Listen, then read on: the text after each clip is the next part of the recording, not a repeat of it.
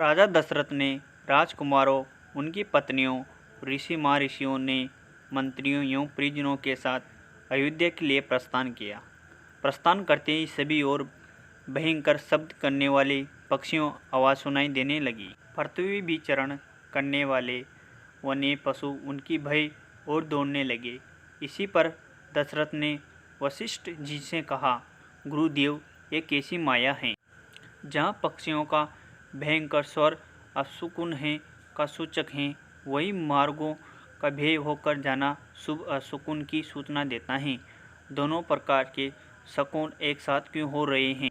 महाराज दशरथ के इस प्रश्न के उत्तर में वशिष्ठ जी बोले, पक्षियों के भयंकर ध्वनि से ज्ञात होता है कि कोई भय उत्पन्न करने वाली घटना घटने वाली है, और मृग आदि पशुओं के इस प्रकार जाने से पता चलता है कि वह भयानक घटना सरलता से शांत हो जाएगी। इसलिए आप किसी प्रकार की चिंता ना करें। ये वार्तालाप अभी चल रही था कि बड़े जोरों की आंधी आई, परिणाम स्वरूप वर्ष पृथ्वी पर गिरने लगी। तभी राजा दशरथ को भरगुल के ऋषि परशुराम दृष्टिगत हुए। उनकी वेशभूषा बड़ी भयंकर थी। बड़ी बड़ी जटाएं उनके तेजस्वी मुख पर बिखरी हुई थी। नेत्रों में क्रोध की ललिमा थी। कंधे पर कठोर परसा और हाथों में धनुष बाण थे। ऋषियों ने आगे बढ़कर उनका स्वागत किया, और इसी स्वागत को स्वीकार करने के उपरांत वे श्री रामचंद्र जी से बोले, दशरथ नंदन राम, हमें ज्ञात हुआ कि तुम बड़े पराक्रमी हो, और तुमने शिव जी के धनुष को भंग कर दिया, और इस प्रकार तुमने अपूर्व ख्याति प्राप्त की है। मैं तुम्हारे लिए एक और अच्छा धनुष लाया हूँ। ये धनुष साधारण नहीं है, बल्कि जमदग्नि कुमार परशुराम का है। इसका बाण छड़कर तुमने अपने शौर्य का परिचय दो।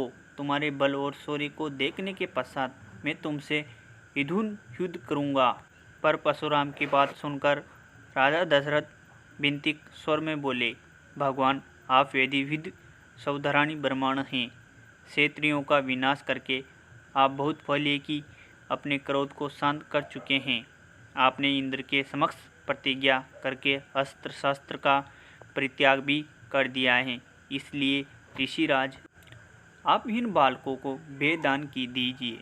यदि आपके हाथों में राम मारा गया तो हमसे कोई भी उसके वियोग में जीवित नहीं रह सकेगा। परशुराम जी ने दशरथ की बात में कुछ भी ध्यान नहीं दिया। वे राम से बोले, राम, संसार में केवल 2 ही धनुष सर्वश्रेष्ठ माने जाते हैं। सारा संसार उनका सम्मान करता है।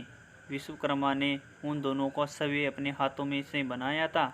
उनमें से एक भगवान शिव के पास था, और उसी से भगवान शिव ने त्रिपुरासुर का वध किया था। तुमने उसी धनुष को तोड़ डाला। दूसरा दिव्य धनुष मेरे हाथ में है। ये भगवान विष्णु का धनुष है। ये भी पिनाक की भक्ति ही शक्तिशाली है। एक बार शिव और विष्णु में भयंकर युद्ध हुआ। विष्णु को देवताओं ने सर्वश्रेष्ठ मानकर शांत किया। शांत होने पर विष्णु ने भृगुवंशी ऋषि चिक मुनि को दोराह करके रूप में वह धनुष दे दिया। आपने पूर्व पुरुषों से ये धनुष मुझे प्राप्त हुआ है। अब तुम एक क्षत्रिय के नाते इस धनुष को लेकर इस पर बाण चढ़ाओ, और सफल होने पर मेरे साथ युद्ध करो। इस प्रकार से परशुराम के द्वारा बार बार ललकारे जाने पर रामचंद्र बोले, हे भृगु, मैं ब्रह्मा समझकर आपका सम्मान कर रहा हूँ, और आपके समक्ष कुछ विशेष बोल नहीं रहा हूँ, किंतु आप मेरी इस विनयशीलता को पराक्रमहीनता एवं कार्यता समझ रहे हैं और मेरा तिरस्कार कर रहे हैं। लाइए, धनुष बाण मुझे दीजिए। यह कहकर उन्होंने झपटकर परशुराम के हाथ से धनुष बाण ले लिए, और धनुष का बाण चढ़ाकर बोले, हे भृगुनंदन, ब्रह्मांड होने के कारण आप मेरे पूज्य हैं। इसलिए इस बाण को मैं आप पर नहीं छोड़ सकता, परंतु धनुष पर चढ़ने के बाद यह बाण कभी निष्फल नहीं हो जाता। इसका कहीं ना कहीं उपयोग करना अनिवार्य हो जाता है। इसलिए मैं इस बाण को छोड़कर आपकी शीघ्रतापूर्वक सूर्यपुत्र आने जाने की शक्ति को नष्ट कर देता हूँ। श्री राम की बात सुनकर शक्तिहीन हो गए। परशुराम जी बीने पूर्वक खाने लगे। बाण छोड़ने से पूर्व मेरी एक बात सुन लीजिए। क्षेत्रियों को नष्ट करके मैंने ये भूमि कश्यप जी को दान दे दी थी। उसी समय उन्होंने मुझसे कहा था कि तुम पृथ्वी पर नहीं रहना चाहिए, क्योंकि तुमने पृथ्वी का दान कर दिया है। तभी से मैं गुरुवर कश्यप जी के आज्ञा का पालन करता हूँ, कभी भी रात्रि में पृथ्वी पर वास नहीं करता। अतः हे राम, कृपा करके मेरी आगमन शक्ति को नष्ट मत करो। मैं मन के समान गति से महेंद्र पर्वत पर चला जाऊंगा। मुझे ज्ञात है कि इस बाण का प्रयोग निष्फल नहीं जाता, इसलिए आप इस बाण के द्वारा उन अनुपम लोगों को नष्ट कर दे जिन पर मैंने आपकी तपस्या से विजय प्राप्त की। आपने जिस सरलता से इस धनुष का बाण चढ़ाया दिया है, उससे मुझे विश्वास हो गया है कि आप मधु रश्मि का संहार करने वाले सख्त विष्णु हैं। राम ने परशुराम की प्रार्थना को स्वीकार किया और उनके द्वारा तपस्या के बल पर अर्जित समस्त पुण्य लोकों को नष्ट कर दिया।